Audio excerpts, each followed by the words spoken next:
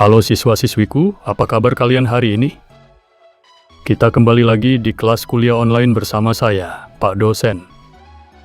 Pada kelas ini, kita akan membahas materi tentang bagaimana cara memasang Obsidian Editor di atas sistem operasi Slackware Linux menggunakan SLPKG Package Manager. SLPKG adalah package manager yang dirancang dari reimplementasi apt dan DNF Package Manager yang mampu mendeteksi dependensi yang dibutuhkan oleh perangkat lunak yang akan dipasang. Ini merupakan kabar bagus, karena akhirnya, label dependensi Hell Slackware Linux akan segera berakhir. Oke, kita kembali ke Obsidian Editor. Obsidian adalah perangkat lunak produktif yang dirancang untuk kenyamanan nulis. Entah itu menulis artikel sederhana, menulis dokumentasi yang kompleks, maupun menulis buku dengan jumlah halaman ribuan. Semua itu bisa ditangani dengan baik oleh Obsidian. Obsidian yang menggunakan dokumen Markdown secara default ini memiliki kelebihan di sisi proses menulis dan proses ekspor, yaitu mendukung makro styling yang ringkas dan hasil ekspor yang rapi. Makro styling Markdown sangatlah sederhana, namun dapat menghasilkan dokumen yang hampir setara dengan standar tagging pada dokumen HTML, namun dengan sintaksis yang lebih mudah melalui beberapa simbol saja. Baik, mari kita mulai kelasnya.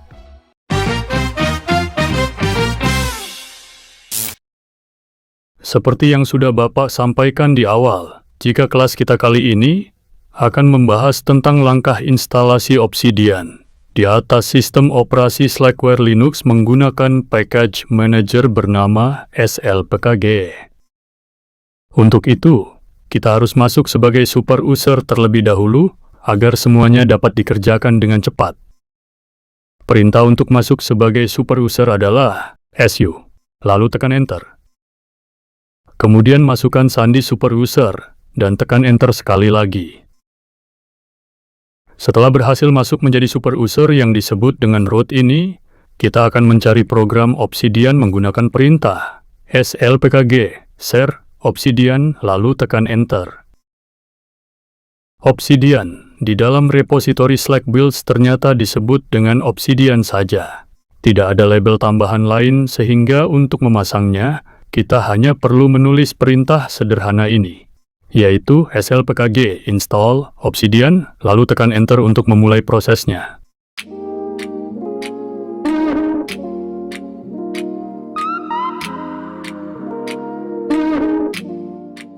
Tampilan slpkg yang seperti ini menandakan jika program yang akan dipasang tidak memiliki dependensi atau tidak memiliki ketergantungan dengan program lain. Artinya, Obsidian dapat langsung dipasang tanpa menambah program lainnya. Dan karena nilai default instalasi adalah N atau No, maka ketik I, yang artinya adalah Yes, untuk memulai pengunduhan, kompilasi, dan pemasangan program ke sistem.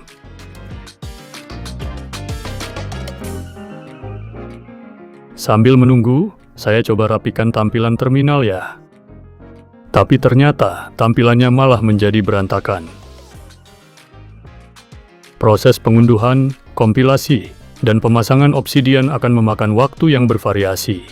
Semuanya ditentukan oleh kecepatan internet dan kecepatan prosesor komputer. Dan satu hal yang ternyata Bapak lupakan sejak awal, yaitu seluruh proses yang dilakukan pada kelas ini, semuanya dilakukan dalam terminal emulator yang bisa dibuka melalui menu sistem, terminal emulator. Slackware Linux memiliki beberapa terminal emulator yang bisa dipilih seperti Xterminal, XFCE Terminal, RxVT, dan Unicode Terminal. Kalian bisa menggunakan yang mana saja. Di kelas ini, Bapak menggunakan jaringan GPRS untuk internet sehingga kecepatan download Obsidian sangat membagongkan. Jadi Bapak akan melewatinya saja agar kalian tidak kelamaan menunggu. Selesai mengunduh kode sumber Obsidian, SLPKG akan langsung melakukan kompilasi secara otomatis. Statusnya bisa kita lihat dari daftar langkah yang berjudul Building di kolom sisi kiri tersebut. Proses building juga bisa memakan waktu yang tidak sebentar sehingga Bapak akan melewatkannya lagi agar kalian tidak mati kutu karena bosan. Akhirnya, SLPKG telah memasuki babak akhir, yaitu babak pemasangan obsidian ke sistem yang seharusnya. Proses pemasangan ini tidak memakan waktu lama. Oh wow, ternyata langsung selesai. Nah, setelah proses pemasangan selesai, kini Obsidian Editor bisa langsung dibuka melalui menu Office, Obsidian, dan bisa langsung digunakan setelah kita mengatur ruang kerjanya.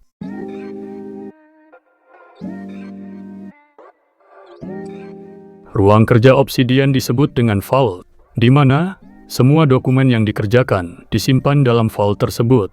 Vault bisa diatur dimanapun, dan akan menjadi daftar berkas pokok yang ditampilkan di kolom kiri jendela aplikasi.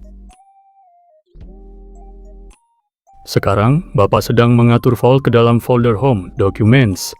Dan setelah diatur, kini Bapak akan memiliki ruang kerja di sana yang akan ditampilkan sebagai directory tree di sisi kiri jendela Obsidian.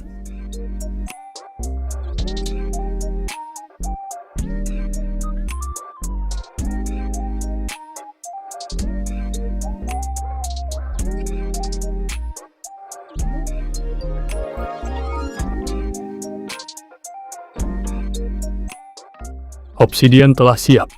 Kalian bisa mengatur banyak hal melalui pengaturan, termasuk menambah maupun mengurangi fitur melalui tabulasi plugins. Bahkan, kalian bisa mengatur opsi sinkronisasi melalui protokol Git untuk kebutuhan pertukaran data antar perangkat. Hanya saja, jika kalian memang bekerja dengan banyak perangkat sekaligus. Tapi jika tidak, maka opsi sinkronisasi bisa diabaikan begitu saja. Baiklah, itu dia materi kuliah online kali ini. Bapak tidak akan melakukan eksplorasi mendalam untuk kalian mengenai fitur-fiturnya, karena kalian bisa melakukannya sendiri dan menyesuaikan fitur serta fungsinya agar sesuai dengan kebutuhan spesifik kalian. Oh benar, ada satu catatan menarik untuk kalian yang juga bekerja dengan beberapa varian editor, yaitu mengenai perilaku Vault yang digunakan oleh Obsidian. Vault sebenarnya hanyalah sebuah direktori biasa di mana kita sebagai pengguna bebas membuka dan menutupnya menggunakan file manager. Artinya, kita bisa menulis dokumen Markdown menggunakan editor semisal Kite, QWrite, atau Gedit dan menyimpan hasilnya dalam direktori Vault. Perilaku ini tentu akan sangat menguntungkan, karena kita tidak harus menulis menggunakan Obsidian setiap saat agar tidak bosan. Oke, itu saja materi kelas kali ini. Kita akan bertemu lagi di kelas mendatang. Sampai jumpa.